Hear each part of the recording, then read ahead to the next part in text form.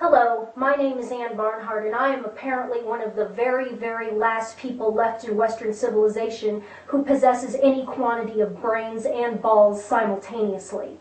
I saw that Senator Lindsey appeared on Face the Nation this morning and said the following when asked by Bob Schieffer if there was anything that could be done about Americans burning the Koran. Quote, "Yeah, I wish we could find some way to hold people accountable. Free speech is a great idea, but we're in a war. During World War II, you had limits on what you could say if it would inspire the enemy. Anytime we can push back here in America against actions like this that put our troops at risk, we ought to do it." Unquote. Lindsey Graham is a Republican, and if John McCain had been elected president in 2008, Lindsey Graham would be the Attorney General of the United States today. Remember this as I go forward. Let's take Graham's words sentence by sentence. First sentence, quote, "Yeah, I wish we could find some way to hold people accountable." Unquote. Hold people accountable? For what? For exercising their constitutionally protected and divinely ordained right to freedom of thought, freedom of speech, freedom of expression, and freedom of religion? Hey, jackass! Have you not read the First Amendment to the Constitution of the United States? Here, let me read it for you. "Congress shall make no law respecting an establishment of religion or prohibiting the free exercise thereof, or abridging the freedom of speech or of the press or the right of the people peaceably to assemble and to petition the government for a redress of grievances." So what Lindsey Graham wants to do is elevate the totalitarian political system masquerading as a religion called Islam to a status which supersedes and overrides the First Amendment to the Constitution and thus places it in a position of specially protected legal superiority wherein criticism of Islam or failure to show proper and sufficient deference and honor for Islamic texts is a crime. Hey, Lindsey, you jackass. You know what that's called? It's called Sharia. What the hell is wrong with you? I'm going to burn a Koran here in a moment. Lindsey, why don't you come and hold me accountable, player? Go ahead, have me arrested for exercising my First Amendment rights. Drag me before Congress and hold me to account. Do it. Nothing would make me happier. I would relish the opportunity to explain to you how exactly it is that we do things in the United States of America. If you want to pick a fight, sir, you go right ahead. But understand that if you pick a fight with me, the only way it ends is with you sobbing in the men's room. Next quote. "Free speech is a great idea, but we're in a war." Unquote. Free speech is a great idea? It is a bedrock principle of Western civilization and the United States. Individuals are free, sovereign agents. Individuals are not property or drones of the state. The government doesn't tell the people what to think and say. The people tell the government what to think and say through the mechanisms of representative republic governance under the Constitution. But what I suspect this really has to do with is intellectual snobbery and elitism. Lindsey Graham, you look at Terry Jones and you see a redneck with a handlebar mustache who speaks with a southern drawl without the benefit of a fancy Ivy League education. And you determine that a man like him cannot be trusted with his own personal intellectual sovereignty under the First Amendment, and therefore you, in your superior intellectual state, have to rein him in. Listen, jackass, it doesn't work that way. The First Amendment applies to all American citizens equally. It does not operate on a sliding scale based upon how expensive an education one received, what one's income is, or whether or not one is invited to Tony soirees in Georgetown.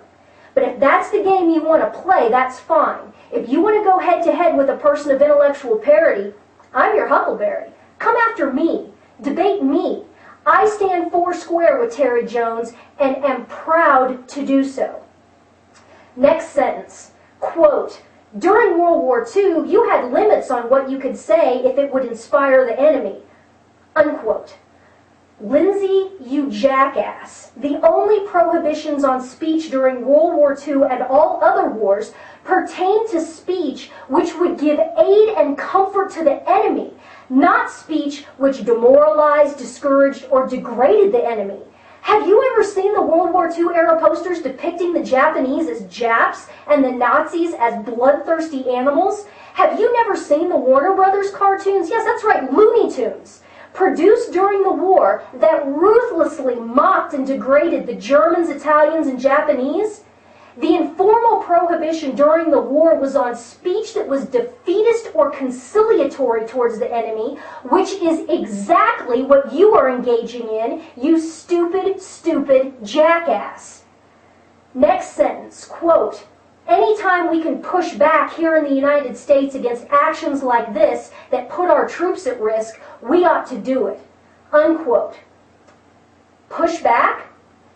Since the free speech in question is by a loyal, law-abiding American citizen against the sworn enemy of the United States and its Constitution, which is Islam, and you, Senator Graham, are talking about pushing back using the force of the government of the United States, it sure sounds to me like you have decided that the United States government is allied with Islam against the people of the United States who do not show sufficient deference and respect for Islam.